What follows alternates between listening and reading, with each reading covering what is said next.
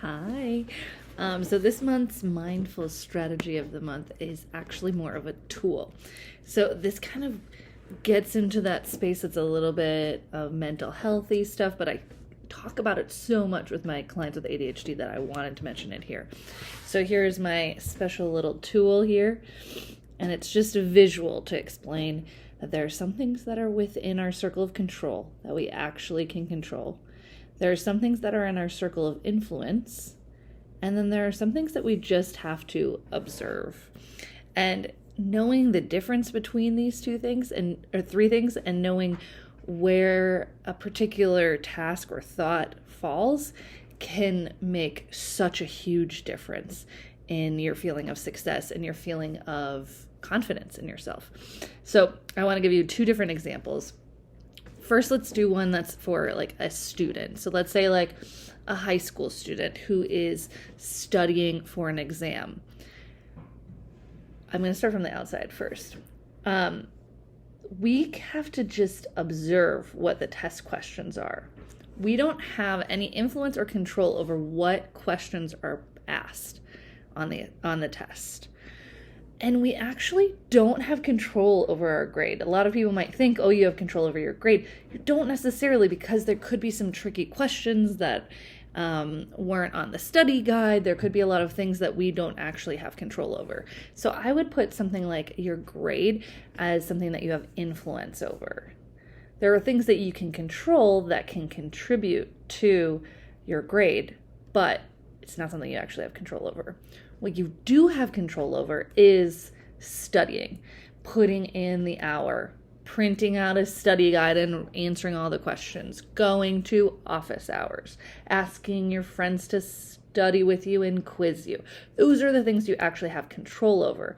But we don't have control over our grade, and we don't have control over the questions that are going to be asked. Once we know where each of those things lie, it can help us not be so obsessed with this part. Oh, are they going to ask this question? Oh, is it going to be like this? Oh, what's the test going to be like? We just have to observe that. We don't have control over that. What I do have control over is asking questions to my teacher and asking if something's going to be on the test and putting in the hours.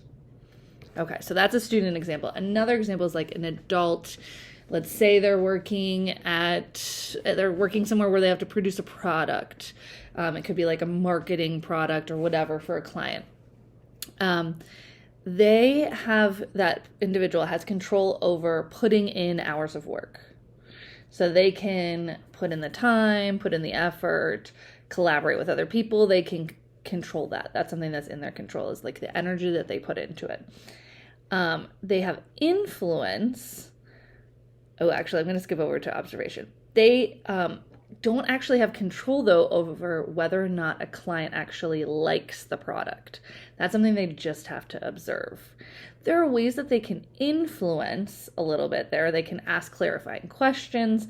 They can check in about the progress that's made to make sure that it stacks the deck towards them being able to know if the client is going to be happy with the product, but we don't actually have control over that. We really only have like maybe influence, maybe observation, depending on the individual.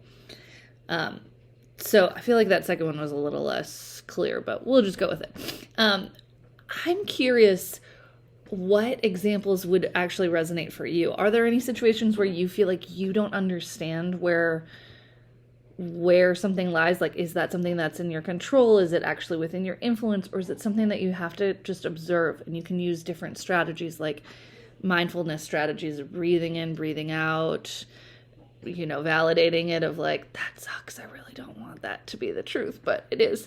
And do anything like that. So I'd love to hear a little bit more about where you're finding yourself struggling, or where, if you work with people with ADHD as well, where you see your clients struggling, your patients struggling. So anyways, I hope that helps. Also, it's something that can help me and hopefully help you just individually. Anyways, I'll see you next month. Bye.